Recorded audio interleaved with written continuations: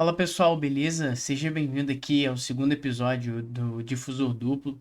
Essa câmera aqui ela é nova, vocês pela primeira vez, né? Quem tá assistindo pelo YouTube vai poder assistir a minha reação aqui com vocês, né? Então, assim, eu já que gostaria de deixar avisado que, como eu não tenho costume, né? A primeira vez usando a webcam, talvez eu não contenha mantenha o contato visual aqui, até porque mais eu estou aqui na frente do meu computador com o nosso script, né? O nosso roteiro para ficar um conteúdo dinâmico, um conteúdo bom. E para que eu não me perder, né? Porque segue uma linha ali de storytelling, né? Mas basicamente, né? Vamos fazer aqui a análise da segunda corrida do ano de 2023, a análise do Grande Prêmio da Arábia Saudita, né? Então, assim, gostaria de pedir já de uma vez, agora aqui no começo, para não incomodar a galera que tá chegando, pedir um apoio da galera ir lá no nosso Instagram, Twitter, YouTube, Spotify. É só jogar difusor duplo, tá? Sem underline, sem número. Só difusor duplo puro. É simples, tá? Estamos em todas as redes sociais. Dá um apoio lá pra gente que tá começando, né? No Instagram tem muito conteúdo exclusivo, tá? Que eu não coloco aqui. Eu demoro pra fazer elaborar esses episódios, porque não é só assistir, fazer um resumo e colocar o meu achismo aqui. Eu faço uns gráficos, né, via Python, né? Analiso o desempenho, tento pegar através de informações, trazer uma notícia, uma informação, um dado, né? E uma visão mais aproximada da realidade possível. Então, assim, por isso que eu demoro muito para fazer esses vídeos. Mas basicamente a gente vai falar aqui da análise do Grande Prêmio da Arábia Saudita, tá? A Arábia Saudita ocorre no circuito urbano, desculpa, circuito urbano de Jeddah, tá? Polêmicas quanto a isso, né? Porque circuito urbano na verdade era para ser numa rua, né? É igual Baku, que fecha a rua, Mônaco e por aí vai. Mas beleza. Informações que você precisa saber do traçado é que é a pista mais longa do campeonato. Ela tem 6,100 e algum pouquinho quilômetros de distância, né? Uma volta dela. Ela só perde para a Francorchamps, que está no atual calendário, que é 7, alguma coisa quilômetros, beleza? É uma das pistas mais velozes, tá? É a segunda, ela só perde para Monza, porque Monza basicamente é um circuito feito de retas, onde a velocidade final é muito interessante, porque são poucas curvas que não necessitam de uma pressão aerodinâmica muito forte.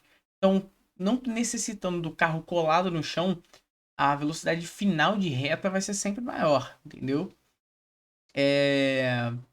São 27 curvas, a maioria delas são cegas, tá?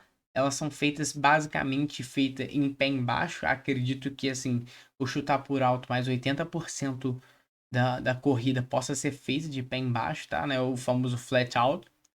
E é uma pista que ela, para essa segunda corrida aí, né? Segunda corrida nela, no caso, a segunda edição, ela teve algumas alterações no nível de segurança, porque essa combinação de curva cega, velocidade alta e uma pequena área de escape, assim, não dá para comparar com Monza, porque Monza basicamente, Monza, desculpa, Mônaco, porque Mônaco basicamente só tem espaço para ultrapassagem em si, né? É uma corrida que você vê muita pouca ultrapassagem, embora haja esse espaço. O GP da Arábia Saudita é uma coisa muito apertado, muito estreito, mas não chega a atrapalhar tanto assim, ao ponto de tender as ultrapassagens ser quase nula, né? Há algumas ultrapassagens, mas são pontos específicos ali da corrida. E aí, para fazer isso, eles fizeram umas alterações ali no DRS da reta, né? E por aí vai. Até porque, a verdade, o Grande Prêmio da Arábia Saudita ele não vai ficar em Jeddah para sempre. Eles estão construindo outro circuito. Acredito que o nome seja Qiddiya, eu não sei falar esse nome, infelizmente. Mas basicamente tá em construção, né? Tá em obras. E talvez essas obras elas só sejam assim terminadas em 2025. Então até lá Jeddah vai ser o sediador oficial do Grande Prêmio da Arábia Saudita, correto? Beleza, por ter poucas curvas de baixa e média velocidade, o circuito possui uma proximidade a Monza, requer um setup de baixa downforce, baixa pressão aerodinâmica, né? Foi isso que eu falei anteriormente, agora há pouco, né? Beleza. O desafio das mudanças o desafio da mudança da circuito era que equilibrasse o fato da corrida, como que eu posso te dizer assim, falar assim, porque minha mente já foi no inglês aqui, tem a Sky Sports falando, mas basicamente eles queriam que a possibilidade de ultrapassagem fosse maior, porque Jeddah é muito de um jogo posicional. A maioria das equipes hoje em dia é em Jeddah, assim como no primeiro, apesar, assim, na primeira edição, onde o treino 1, 2, 3 foi marcado por números safety car, bandeira vermelha e essas coisas. É um jogo basicamente posicional. É você estar na hora certa quando entra um safety car ou quando é, dá uma bandeira vermelha, algo do tipo assim. Quer ver uma coisa? Mais pra frente, quando dá o safety car do Lance Stroll, já vamos dar um spoiler aqui. Se o engenheiro do Charles Leclerc tivesse avisado que o Lewis Hamilton estivesse no pit stop, talvez o Charles não tivesse perdido a posição, ele tivesse tomado essa posição do Lewis. Porque quando deu o safety car, o Lewis estava pitando e o Leclerc estava no começo da reta. Ali ele conseguia descer o pé no acelerador e manter o delta aceitável, não perdendo essa posição, tá? Então, assim, é um jogo muito posicional. É estar no lugar certo, na hora certa. E é claro que isso é também um fator de sorte, né? Então, assim, a gente vai começar a falar aqui pelos treinos livres, tá? Então, assim, a gente abordou mais cedo que é um lugar muito estreito. E é um lugar muito estreito, de fato.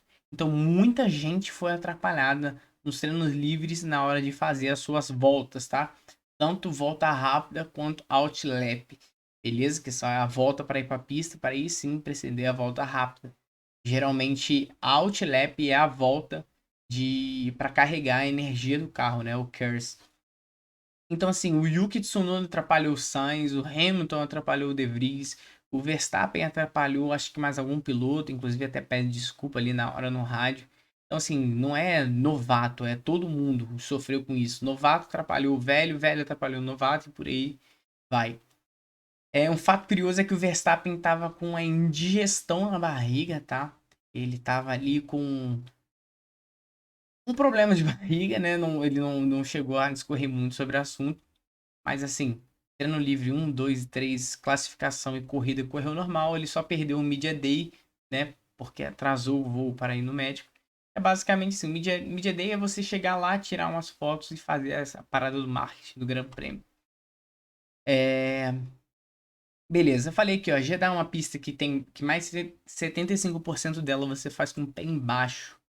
Fazer as curvas com uma aceleração meio alta aumenta o ângulo de saída da curva que você vai fazer. Daí é o movimento circular, né? Que a gente aprende lá no ensino médio. Basicamente, o que você precisa saber é que quanto mais você acelera, né, você aumenta a sua velocidade no movimento circular, mais o raio, né, o ângulo de saída do seu movimento tende a aumentar, né, esse raio do movimento circular.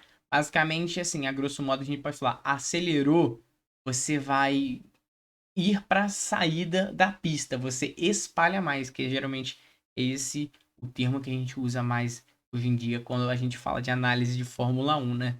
Análise de corrida no geral. Então, assim, na curva 22 é uma das únicas curvas, basicamente, que tem área de escape, tá? Portanto que, assim, bateu numa Bateu em Jeddah é basicamente uma bandeira vermelha. Basicamente. Porque não tem muito espaço para, por exemplo, os marshals entrarem na pista, um trator rebocar algum carro, algo do tipo, entendeu? É um jogo bem posicional ali. Então, na curva 22, muitos pilotos veteranos e novatos acabaram espalhando demais e indo para fora, né? Passaram dos track limits. Tem até um caso que o Stroll ele quase bate ali, cara, e aquela batida seria brutal, brutal.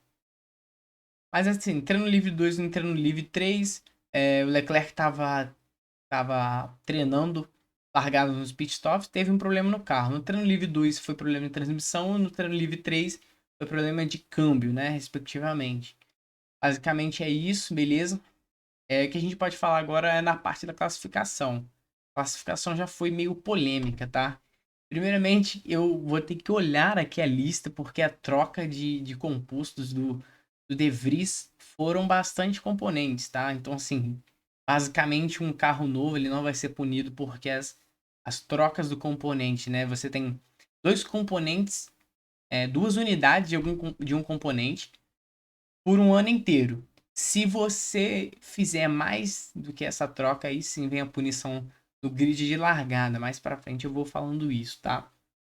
Então, assim, aqui, ó, já vou ter que ler, gente, é muita coisa, ó. Antes da qualificação, a segunda unidade relativa ao motor de combustão interna, o ICE, turbocompressor, MGUH, MGUH,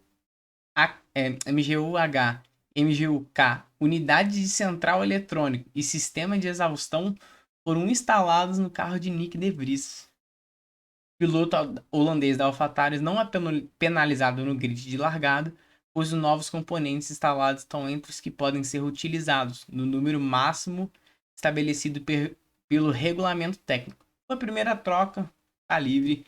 Se ele tiver mais uma troca e não for porque ele está usando, se fosse a adição de um novo composto, aí sim é a penalização. Ele perde 15 posições, tá? Então, assim, já vou falar aqui uma coisa, ó. Curioso, a gente falou ali mais cedo, aqui, perdendo a linha de raciocínio, mas lembrando aqui de um fato curioso. Eu disse para vocês que uma das únicas curvas que tinha espaço para espalhar, que tinha área de escape, era a curva 22. E uma das curvas do Logan Sargent, uma das voltas do Logan Sargent foi invalidada por falta dos track limits, ou seja, ele fugiu da curva, ele passou dos limites da pista na curva 27, uma curva que não tem área de escape. E é isso. Q2 da classificação, o semi-eixo do Max Verstappen quebra, tá? Não conseguiu fazer uma volta. Ele acaba largando em P15. Basicamente vai ser o motivo que ele vai ser o Driver of the Day mais pra frente. Eu tenho que parar de fazer esse spoiler, eu juro que eu vou parar, mas não dá, eu fico muito empolgado.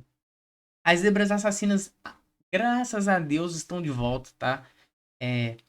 Tem um tempo que a gente não vê isso. Eu acredito que a última vez que a gente tenha visto uma zebra assassina foi em Baku 2021. 2021, que no primeiro campeonato do Campeonato Mundial do Max Verstappen, e o pneu Pirelli simplesmente evapora ali, entendeu?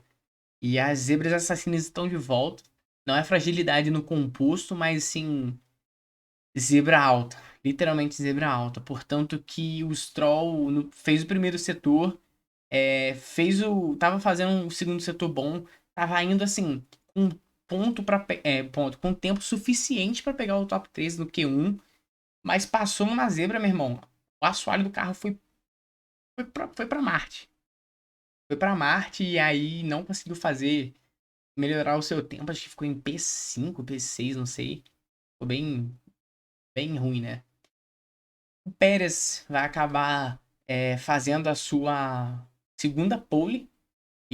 Segunda pole na carreira, inclusive segunda pole nessa corrida, tá?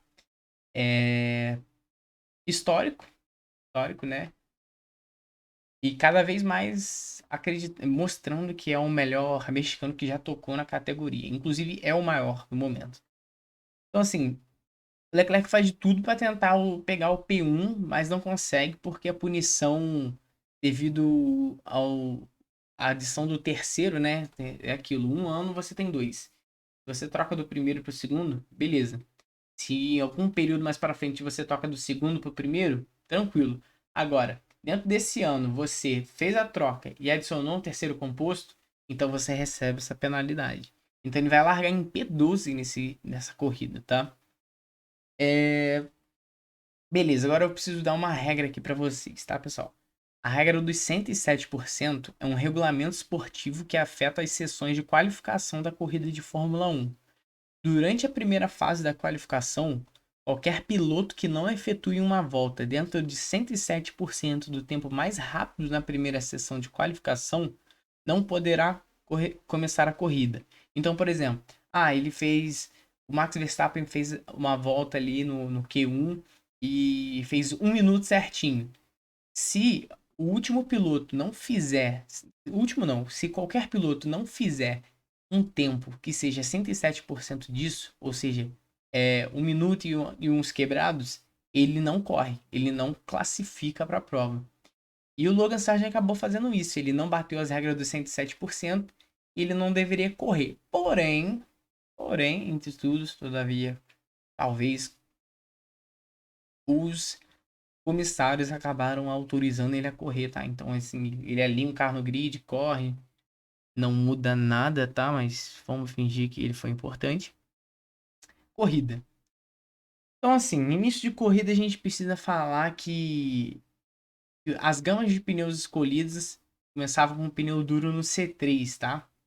E a estratégia mais utilizada ali no nesse desse circuito é você começar de pneu médio e ir na curva. Ó, o nervosismo. Na volta 18, você trocar para um pneu duro, né? Um pneu hard. Portanto, é um circuito que preserva muito o one stop. Você parar somente uma vez, não perder muito tempo nos pits, tá? Todos os pilotos vão começar com pneu médio, indicando que vai para essa estratégia, porém só o Lewis Hamilton e o Sargent, né? Porque o Sargent começa de duro, tá? E também o Leclerc e o Norris, esqueci, eles começaram de macio também. Isso é muito bom que o Charles Leclerc vai utilizar dessa, desse composto, né? Dessa vantagem de estar de macio. Que, tipo assim, carrega mais velocidade, né? Com interação ali com o solo. E ele, cara, começa uma largada sensacional. Ele utiliza muito bem disso. Aí começa a corrida, né? Fernando Alonso e o Sérgio Pérez largam muito bem, disputam a primeira posição.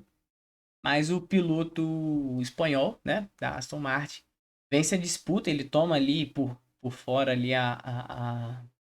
o primeiro lugar, porque o Pérez, assim, ele, na hora de largar, ele é muito seguro de si, ele não mergulha. Isso até o Fernando Alonso tem uma fala sobre isso. Então, assim, o Sérgio Pérez, ele tende a ser mais conservador ali na largada, tá? E, cara, isso não tá errado, é apenas um dos estilos.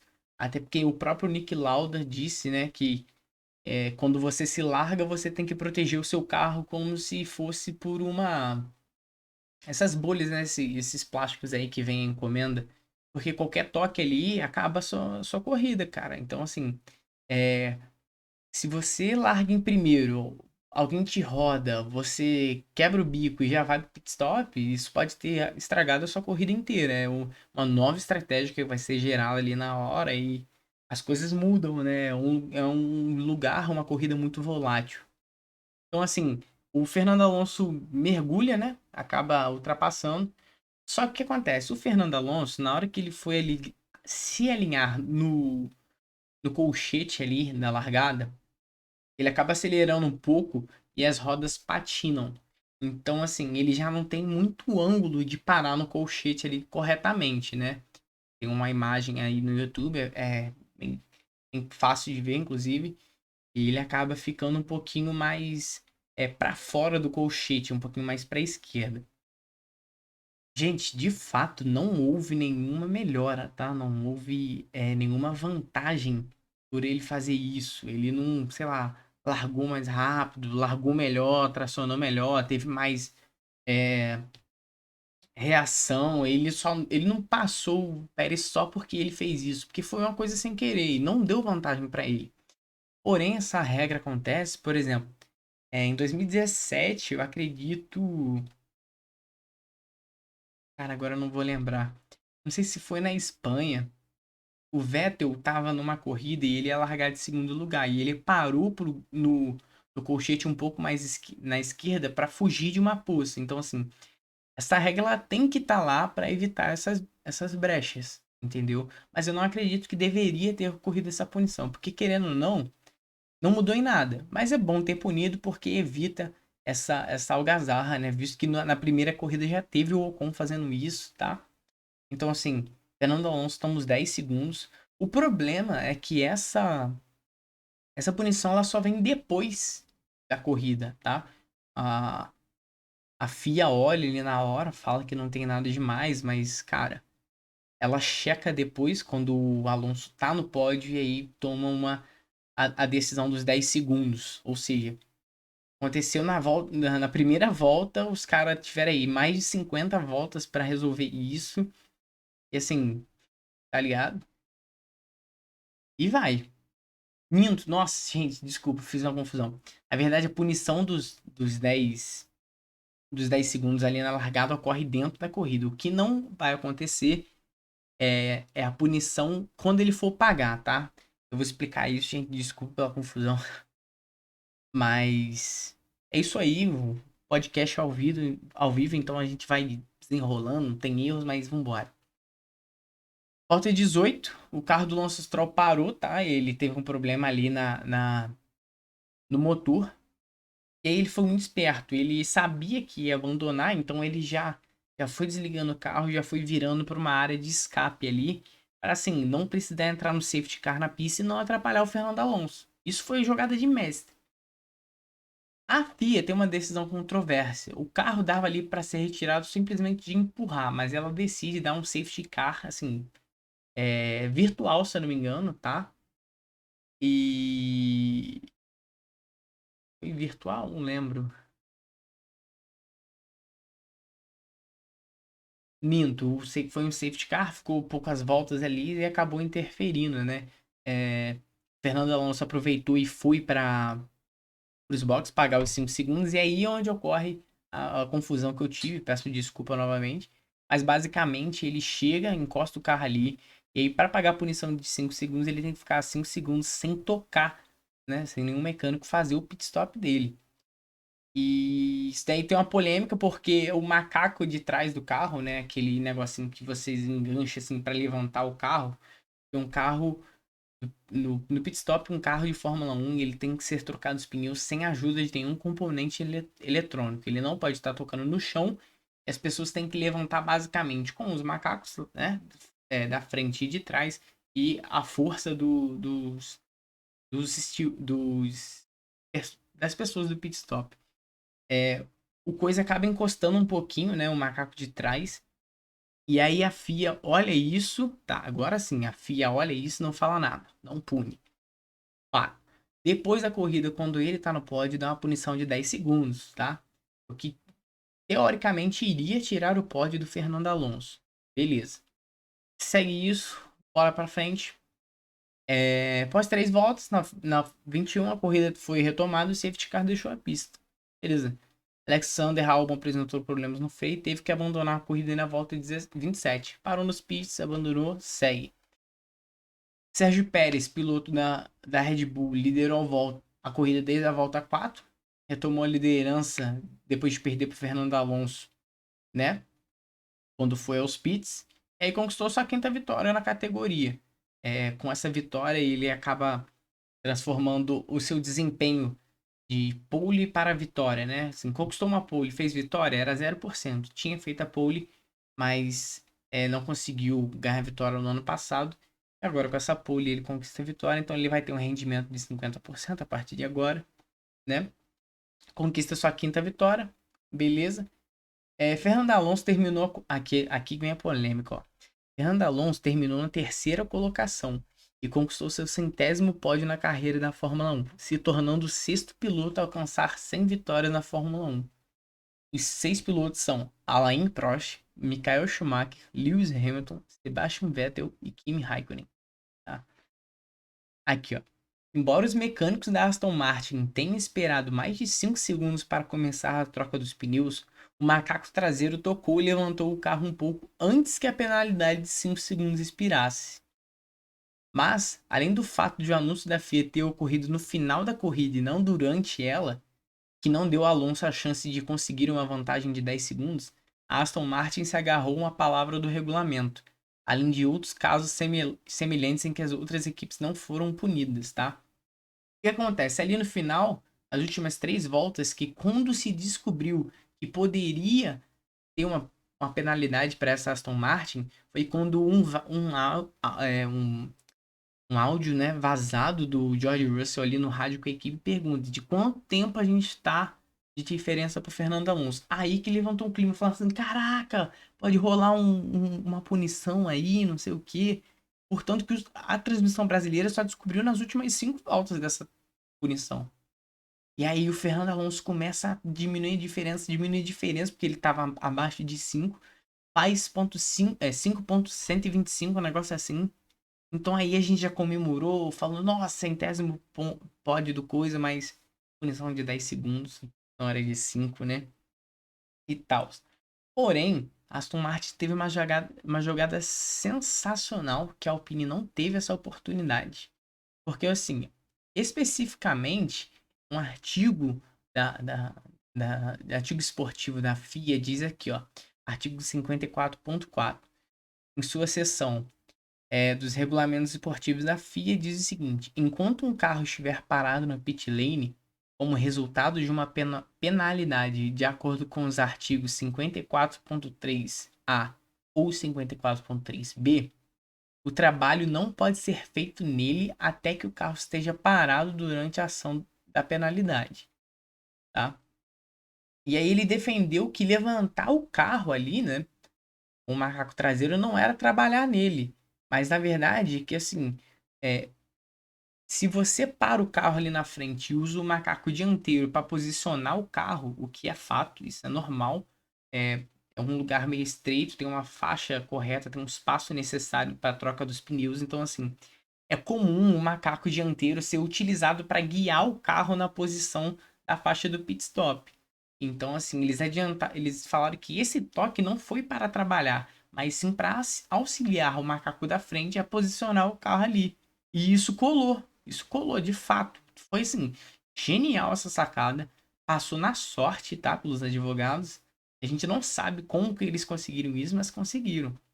E aí, tipo, eles trabalharam ali em, tipo, sei lá, 1 hora para mostrar 7 outros casos que as equipes tivessem feito a mesma coisa. Por exemplo, eles usaram a própria Mercedes, que estava reivindicando, né, essa, essa, essa análise, falando que acho que Grã-Bretanha, em 2021, Lewis Hamilton, aconteceu a mesma coisa. Utilizaram disso nos 10 segundos de stop and go ali da parada. Os dois macacos estavam tocando no carro e não houve punição. E aí defenderam o caso, recorrer aos painéis de comissário, foram pra, pra recorrer, né? E aí, assim, cara, era 1 hora da manhã, a Arábia Saudita já tinha, tipo assim, passado horas e horas desde que tinham tomado esse pódio do Alonso, o troféu, o Alonso teve que até entregar o troféu pro George Russell, né? Teve esse mal-estar do caramba, e aí a FIA literalmente decidiu que o pódio voltaria pro Fernando Alonso. Então, assim, era do Fernando Alonso, deram pro Russell por causa da punição e voltaram. Um caos do caramba, virou meme na internet. A página da Aston Martin riu isso, a página da Mercedes riu disso, mas basicamente, né?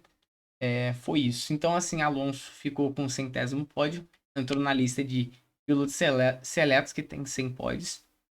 E é assim. Assim, o time de Silverstone também venceu a Mercedes, que está vendo como a equipe britânica se tornou a segunda força, depois da Red Bull, no início de 2023.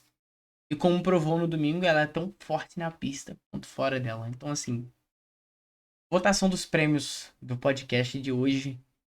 Driver of the Day vai pro Max Verstappen, não tem como não ser. O cara, assim, largou de P15, escalou 13 posições com facilidade, pegou a volta rápida no último momento, tá? Polêmico, que já começou a rixa entre Pérez e Verstappen. Então, assim, No final ali você vê que o engenheiro do Pérez estava falando para ele fazer a volta no 1.33 e o engenheiro do Verstappen estava falando para ele fazer a volta em 1.33 e o Sérgio Pérez também. E aí o Max Verstappen fala, não, por que eu tenho que fazer 1.33? Quem tá com a volta rápida? Aí o engenheiro ali do Max Verstappen vira e fala assim, não, isso não vai ao caso e tal. Aí o coisa fala assim, não, eu quero fazer a volta rápida. Então assim, o engenheiro estava fazendo mais isso não para preservar uma briga entre eles, mas sim porque é a segunda corrida e o carro do Max Verstappen e o carro do Sérgio Pérez já estavam com problemas de confiabilidade. O Pérez tinha sofrido por causa de um freio muito baixo, né? E o Verstappen quebrou no Q1, né? Como a gente falou mais cedo, e ele estava com problema no câmbio no semi-eixo. Então, assim, eles tentaram manter o carro ali para não dar nenhum problema de confiabilidade, nenhuma peça um quebrar, resguardar a peça e tal. Mas aí, essa disputa pelo campeonato, aí o Max querendo seu tricampeonato e o Pérez querendo ser campeão mundial, ficou nessa briguinha e tal. Acaba que o Max pega a volta mais rápida na última volta, né? E aí o campeonato de pilotos fica com um ponto de diferença entre o Max e o Pérez, respectivamente, em primeiro e segundo lugar.